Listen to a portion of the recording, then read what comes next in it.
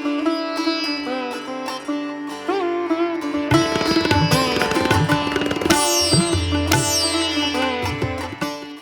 શ્રી કૃષ્ણ મિત્રો, મારું ગુજરાતી કિચનમાં આપનું સ્વાગત છે. ફ્રેન્ડ્સ, વરસાદની ખૂબ સરસ સિઝન ચાલે છે, તો આપણે સરસ મજાના ભજીયા બનાવીશું અને સાથે ચટણી પણ આપણે એવી જ ટેસ્ટી એવી બનાવીશું જે તમારી ઘરે કદાચ બની પણ નહીં હોય.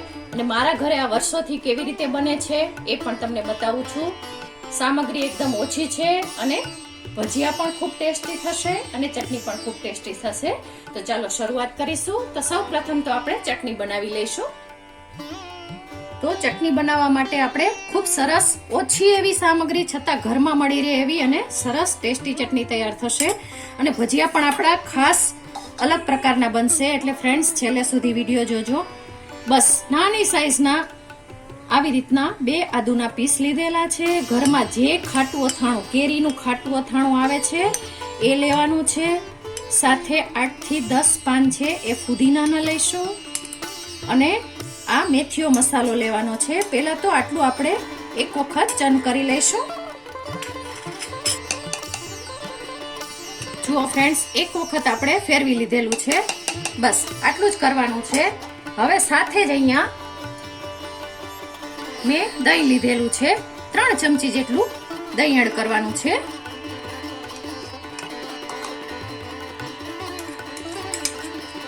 દહીં મોડું રાખવાનું છે, એકદમ ખાટું નથી લેવાનું, એ વાતનું ખાસ ધ્યાન રાખીશું. ફ્રેન્ડ્સ, ચટણી એટલી સરસ ટેસ્ટી બનશે અને આજે આપણા ભજીયા પણ ખૂબ સરસ રીતે બનવાના છે. અને ભજીયા તમને કહું, બાજરીના લોટના ભજીયા બનવાના છે, એટલે એની સાથે આ ચટણીનું કોમ્બિનેશન ખૂબ સરસ રીતે જશે. તો પહેલા એક વખત આપણે આને ચન કરી લઈશું, પછી જ આગળની પ્રોસેસ કરીશું. જુઓ, આપણે એક વખત આને ચન કરી લીધેલી છે. તો બસ હવે આમાં બિલકુલ ચપટી જેટલો જ આપણે ગરમ મસાલો એડ કરીશું. 1/8 ટીસ્પૂન જેટલું ધાણા જીરું એડ કરીશું. સાથે જ નિમકની જરૂર પડે એટલું જ આપણે નિમક એડ કરીશું, કારણ કે ખાસ આપણા અથાણામાં અને મેથીયા મસાલામાં નિમક હોય છે. અને તમને ગમે તો અહીંયા થોડું ગળ પણ તમે એડ કરી શકો છો. ફરીથી એક વખત ચન કરી લઈએ. ચટણી ખૂબ સરસ રીતે તૈયાર થઈ ગઈ છે. તો બસ આમાં મરચાની 4 થી 5 એવી કટકી અથવા તો તમને ટેસ્ટ પ્રમાણે ગમે એટલી કટકી એડ કરવાની છે. અને આ ધાણા ભાજી લીધેલી છે એ પણ થોડી એડ કરીશું. અને ધાણા ભાજીને મેં પહેલેથી જ ધોઈને તૈયાર રાખેલી છે. તો આપણી ચટણી તૈયાર થઈ ગઈ છે. હવે ભજીયા બનાવવા માટે મેં અહીંયા 1 કપ જેટલો બાજરીનો લોટ લીધેલો છે. તમે મિક્સમાં આમાં બેસન પણ લઈ શકો છો, પરંતુ મારા ઘરે મારા હસબન્ડને આ જ રીતના ભજીયા ભાવે છે કે ચોમાસું હોય કે શિયાળો હોય ત્યારે બાજરીના લોટના ભજીયા એને ખૂબ પસંદ છે. તો એ જ રીતે આપણે બનાવીશું. તો અહીંયા આ બાજરીનો લોટ લીધેલો છે. સાથે જ અહીંયા થોડા મસાલા લીધેલા છે, જેમાં 1/4 ટીસ્પૂન વરિયાળી, 1/4 ટીસ્પૂન અજમો, 1/4 ટીસ્પૂન તલ લીધેલા છે, 1/4 ટીસ્પૂન આખા ધાણાને સહેજ અધકચરા વાટી લીધેલા છે અને 1/4 ટીસ્પૂન જેટલા મરી છે એને પણ અધકચરા વાટી લીધેલા છે. તો આ બધું જ આપણે એકસાથે એડ કરી દઈશું. અને સાથે જ અહીંયા આ આદુ લીધેલું છે 1 ઇંચ જેટલું, એને આપણે ખમણી લઈશું. તમને વધારે ગમે તો તમે વધારે પણ એડ કરી શકો છો. બસ આવી રીતે આને ખમણી લેવાનું છે.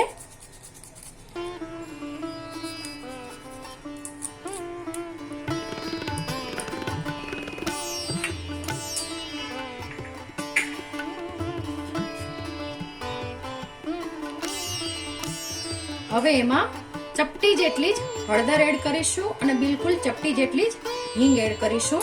બસ વધારાના બીજા કોઈ મસાલા એડ નહીં કરીએ.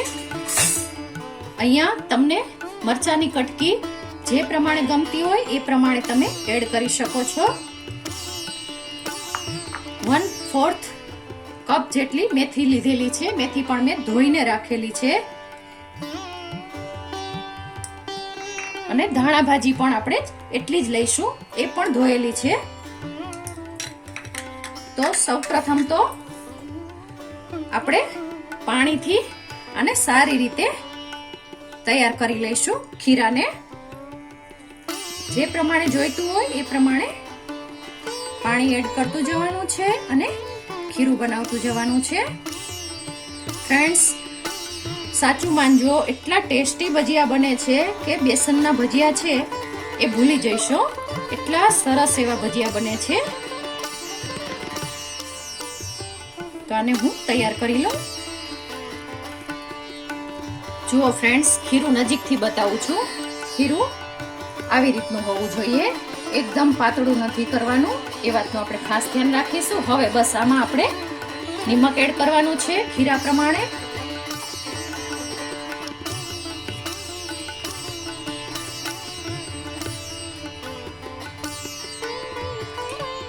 અને બેકિંગ સોડા એડ કરવાનો છે. બેકિંગ સોડા એકદમ ઓછો એવો જ એડ કરવાનો છે. તમે જોઈ શકો છો, એકદમ ચપટી જેટલો જ આપણે બેકિંગ સોડા એડ કરીશું, વધારે એડ નહીં કરીએ.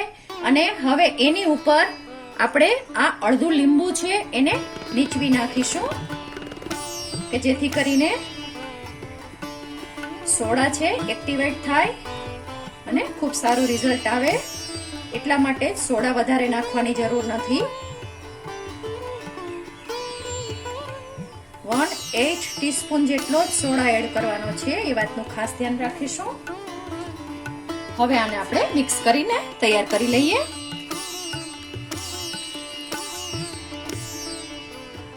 જુઓ ફ્રેન્ડ્સ, આપણે તવલામાં તેલ ગરમ કરવા માટે મૂકી દીધેલું છે. તેલ બને ત્યાં સુધી હંમેશા તળવા માટે ઓછું જ વાપરવાનું. જરૂર પડે તો પાછું એડ કરવાનું, કારણ કે વધેલું તેલ છે એ નુકસાન કરે છે શરીરને.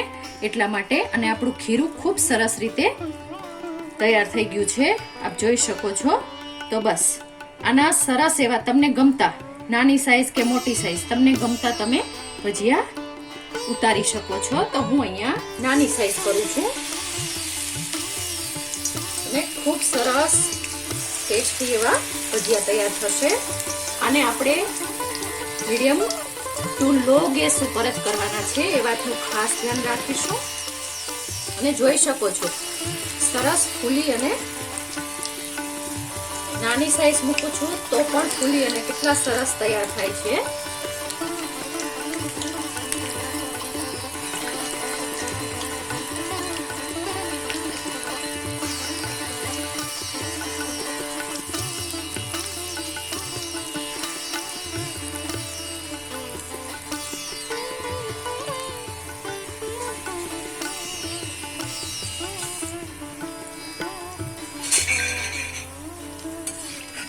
જુઓ, ખૂબ સરસ રીતે તૈયાર થાય છે.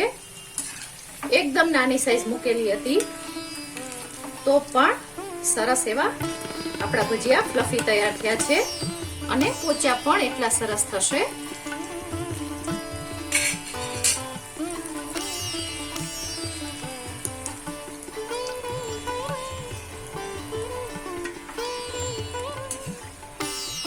જુઓ ફ્રેન્ડ્સ, આપણા આ ભજીયા ખૂબ સરસ રીતે તૈયાર થઈ ગયા છે અને ઉપર લેતા જ તેલ પણ આપણે બધું જ નીતરી ગયું છે. એટલા માટે આપણે ખાસ કહી શકીએ કે આપણા ભજીયા છે પરફેક્ટ બનેલા છે. તો હવે આને આપણે નીકાળી લઈશું.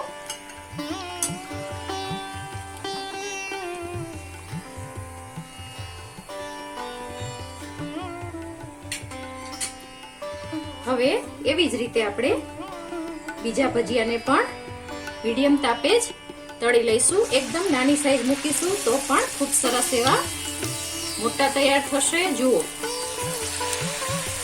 અને આની અંદર તમને લીલી મકાઈ ગમે તો એ પણ એડ કરી શકો છો.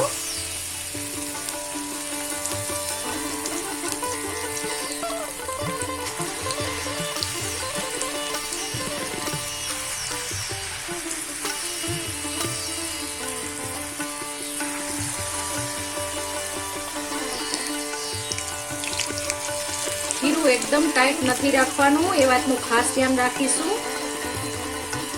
કારણ કે આપણે સોડાનો ઉપયોગ બહુ ઓછો કરેલો છે. એટલા માટે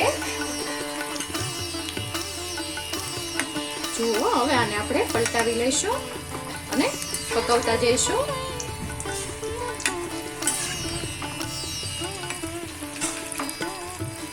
તો મીડિયમ તાપે જ આને પણ પકવી લઈશું. જુઓ ફ્રેન્ડ્સ, આ પણ ખૂબ સરસ તળાઈ અને તૈયાર થઈ ગયા છે. તો આવી જ રીતે આપણે બધા જ ભજીયા છે એને ઉતારી લઈશું અને છેલ્લે તમને રિઝલ્ટ પણ બતાવું છું કે કેટલા સરસ સોફ્ટ અને ઉપરથી ક્રિસ્પી થાય છે. તો છેલ્લે સુધી જોતા રહો.